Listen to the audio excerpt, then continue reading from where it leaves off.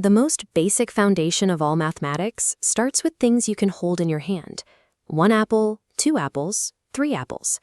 These are the natural numbers, used simply to count physical objects. But the moment you owe someone an apple you don't have, counting isn't enough.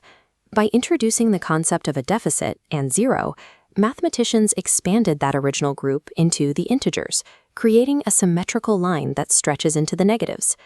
Then we started dividing those integers, cutting them into pieces, and dividing whole numbers quickly creates remainders, results that the existing integers simply cannot define. This one-dimensional number line illustrates the solution. See how the gaps between integers fill up with fractions? We call this new set rational numbers, defined as any number that can be written as a ratio of one integer, p, divided by another integer, q. These rational numbers possess a property called density. If you take any two fractions on this line and calculate their average, you will always find a new rational number sitting in the exact center between them. Because you can keep dividing that distance forever, plotting an infinite number of fractions between any two spots, the number line eventually appears to be entirely solid. It seems completely packed with numbers. But if there is an infinite amount of fractions between any 2 points, how could there possibly be any physical, empty space left over on that line? To find the holes, we have to look at the square root.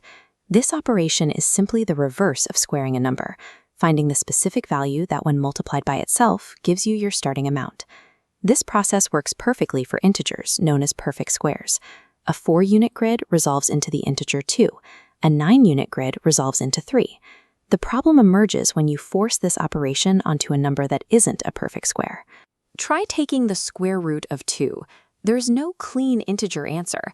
This anomaly was known to the ancient Greeks, including Pythagoras. They realized the square root of 2 didn't behave like the numbers they understood.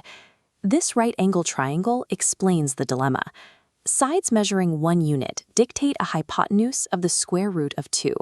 The paradox: this physical, measurable line, laid against our seemingly dense number line, lands on an empty gap. It cannot be written as a fraction. Numbers like the square root of 2, along with constants like pi and e, are irrational numbers. They have infinite, non-repeating decimals that slip through the microscopic cracks of the rational line. Only when these irrational numbers fill the holes left by the fractions do we finally create a continuous, unbroken sequence. Mathematicians call this total set the real numbers. We now have a complete, one-dimensional line of real numbers. But what happens if you try to take the square root of a negative number, like -1? A positive times a positive is positive. A negative times a negative is also positive. Because a square root requires multiplying a number by itself, the signs must match. Thus, it is physically impossible for any real number squared to produce a negative result. The square root of -1 breaks the geometry of the line. The answer simply does not exist anywhere on the one-dimensional plane we've completed.